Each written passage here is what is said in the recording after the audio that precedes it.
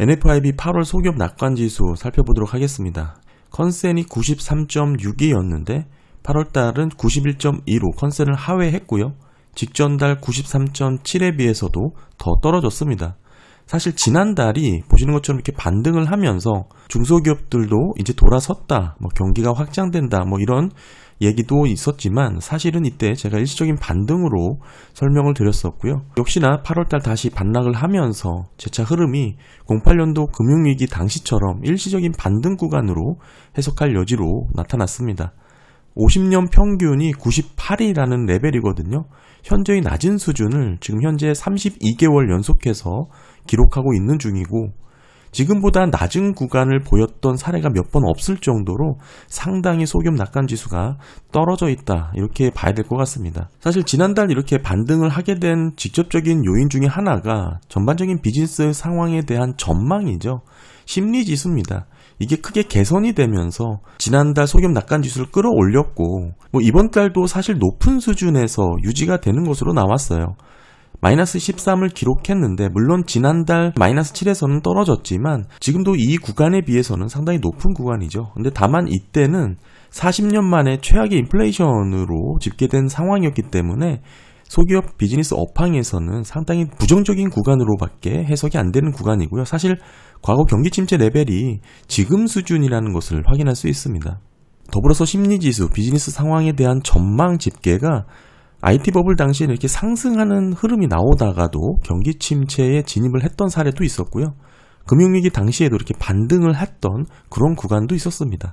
따라서 이렇게 심리적으로 이렇게 큰 변동이 있을 수 있다는 거 좀 기억을 하시면 좋을 것 같고, 물론 지난달 대비 좀 하락하긴 했지만 여전히 큰 하락폭은 아니고요. 오히려 이렇게 떨어졌던 구간이 좀 이례적이다. 40년 만에 최악의 인플레이션의 영향으로 비즈니스 상황이 부정적으로 집계되었던 구간이다, 이렇게 해석하는 게 오히려 바람직할 것 같습니다. 여기서 반등을 했지만 반등한 위치가 과거 경기 침체 레벨 수준이다, 이렇게 보시면 될 것 같고, 사실상 하드 데이터라고 볼 수 있는 이 매출 기대죠. 마이너스 18로 기록이 됐고 직전달 마이너스 9에서 더 떨어졌습니다. 지금의 레벨이 팬데믹 셧다운의 극단적인 수준으로 떨어졌던 구간이죠. 이때의 매출 기대가 보여줬던 수준까지 위치를 한 것이고, 이런 바닥권에서 계속 횡보를 하고 있는 상황입니다. 명백한 경기 침체 수준의 레벨이라고 엿볼 수가 있는 거고, 역사상 IT 버블 때보다도 낮은 레벨이죠. 금융위기 당시에도 진입 구간보다는 낮고, 오히려 침체 이후에 극단적으로 매출 기대가 떨어졌던 레벨하고도 큰 차이가 나지 않는 그런 수준이고요. 팬데믹이라는 전무후무한 그런 셧다운의 극단적인 수준을 제외하고는 가장 집계 이율의 낮은 레벨이다, 이렇게 볼 수가 있습니다. 더불어서 실적, 어닝 부분 보시게 되면 여전히 경기 침체 레벨 수준에서 머물고 있는데, 지난달 마이너스 30이었는데 이번 달 마이너스 37로 더 떨어졌습니다.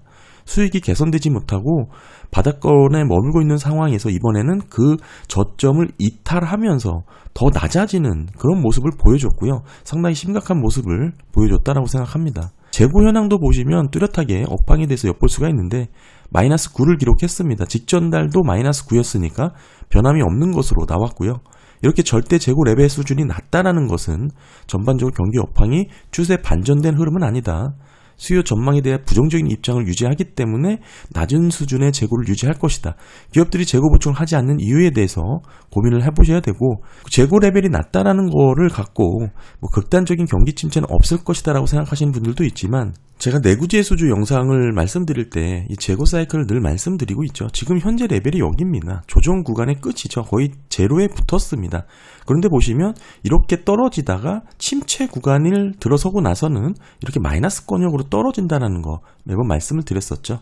이런 선행에서 기업 투자의 흐름을 엿볼 수가 있는데 개선되는 그런 모습은 나오고 있지 않습니다. 여전히 재고 사이클이 조정 구간에서 바닥권에 머물고 있지만 침체로 진입하게 된다면 이게 마이너스 구간으로 떨어진다, 이런 모습이 보여지는 거고요. 따라서 전망이라든지 기대, 심리 데이터 이런 거 말고 실제 숫자, 하드 데이터로 엿볼 수 있는 부분은 이 재고, 또 어닝 이런 부분이 되겠죠. 매출 관련돼서 현저히 낮은 레벨을 보여주고 있습니다. 실제 재고는 너무나 명확하게 거짓말을 하지 못하는 그런 데이터이기 때문에 이렇게 낮은 수준을 유지하고 있다는 것은 많은 의미를 담고 있다, 이렇게 해석을 해야 되고요. 사실 지난달 반등했을 때 제가 역설적 낙관주의라는 표현을 써가면서 너무 어렵다 보니까 이보다는 나빠질 수 없다, 앞으로는 좋은 일만 생기겠지라는 그런 희망 섞인 데이터로 집계된 결과다라고 말씀드렸는데 이번 8월달 다시 반락을 하면서 일시적인 등락이었음을 보여줬고요. 그럼에도 저점이 조금 높아진 감은 없지 않아 있습니다.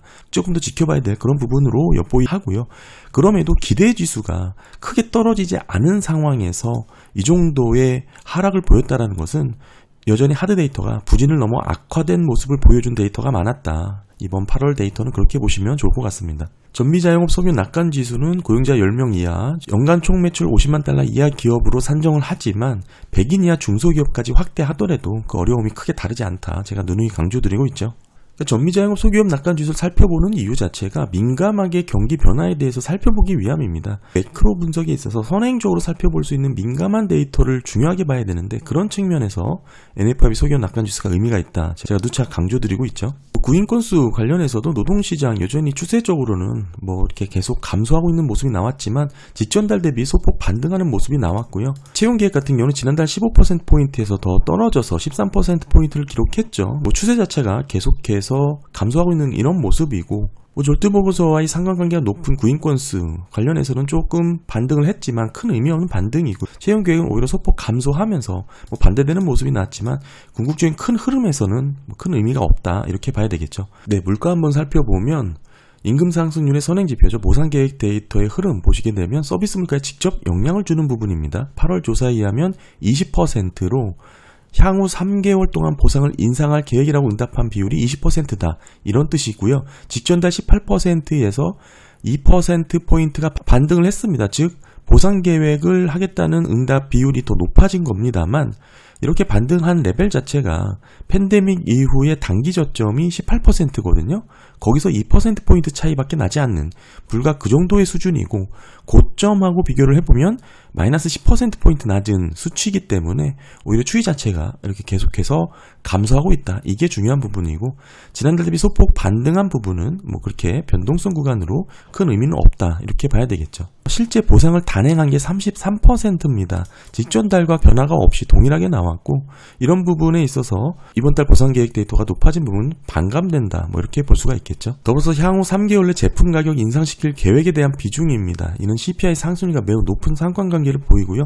8월달 25% 차트 보시면 이런 흐름 보이는데 직전달 24에 비해서 비슷하긴 하지만 소폭 상승을 했습니다. 큰 의미는 없고요. 전저점이 21%까지 떨어졌으니까 여기서 반등을 했고 단기 고점이 33%였거든요. 여기서 8%포인트 하락한 레벨입니다. 재차 하락 추세가 유지되고 있죠. 23년 저점이 21%인데 이번 달에 25%로 기록됐으니까 4%포인트 차이만 있는 거죠. 물가 하락 압력 계속 유지될 것으로 전망을 할 수 있는 그런 데이터입니다. 다음 평균 판매 가격 인상 비율입니다. 가격을 높이겠다라는 응답 비율인데 8월 25%죠. 직전달 22%에 비해 소폭 증가를 했습니다. 다만 6월달 27%였는데 등락을 보이면서 감소 추세가 진행 중이다. 이렇게 봐야겠죠. 물가 관련해서는 지난달 대비 반등하는 것으로 나왔습니다. 보상계획 데이터도 지난달 대비 소폭이나마 반등하는 것으로 나왔고요. 제품 가격 인상시킬 계획에 대한 부분도 소폭이나마 상승을 했고 마찬가지로 평균 판매 가격 인상 비율도 지난달 대비 소폭 증가했습니다만 그 증가폭이 그렇게 의미를 갖는 그런 부분으로 해석될 여지는 아니고 추이 자체가 계속해서 감소 추세가 진행 중에 이런 변동성 구간으로 보시면 좋을 것 같고요. 물가 관련해서는 그렇게 크게 우려될 정도의 반등이다. 추세가 전환될 그런 부분으로 해석될 여지는 아닙니다. 특별히 재고가 등락을 보이면서 어느 정도 감소 추세를 보이는데 이번 달 지난달하고 변함없는 것으로 나왔죠. 마이너스 9를 기록했습니다. 팬데믹 이후 최저 수준을 유지하고 있는 것이죠. 경기 전망에 대한 불확실을 여실없이 보여주고 있는 그런 하드 데이터고요. 사실상 어닝 쇼크에 가까운 레벨로 떨어졌습니다. 이번 달 어닝이 마이너스 37을 기록했는데 사실 지난달까지만 해도 바닥권에서 유지가 되다가 이를 이탈하면서 크게 감소를 한 것이죠. 실제 어닝이 이렇게 떨어졌다는 것은 매우 심각한 그런 데이터다 이렇게 봐야 되고요. 레벨 자체가 팬데믹 때보다 더 낮습니다. 상당히 의미가 있는 그런 포인트입니다. 캐페스 이슈 같은 경우는 큰 의미가 없다고 말씀을 드렸죠. 이게 꾸준히 유지된다고 한들 소기업들이 미래 기업에 대해서 투자를 확대하는 그런 자본 지출의 영향으로 해석될 여지는 아니고, 소기업 비즈니스 특성상 불가피하게 지출을 해야 되는, 투자를 지속적으로 유지해야 되는 그런 비즈니스 구조로 해석을 해야 됩니다. 구인 건수 자체도 지난달 대비 소폭 증가하긴 했지만 큰 의미가 없는 증가분이고요. 네, 오늘 8월 소기업 낙관지수 살펴봤습니다. 지난달 대비 하락하는 모습이 나왔고 크게 의미 있을 만한 변화가 나타난 데이터는 없었습니다. 여전히 중소기업들은 어려운 상황에서 특히나 하드 데이터가 극도로 나빠져 있다는 것이 특징으로 나왔고요. 실적이라든지 재고가 현저히 낮은 수준에서 더 낮은 구간으로 위축되었다는 것을 확인할 수 있었습니다. 네, 감사합니다.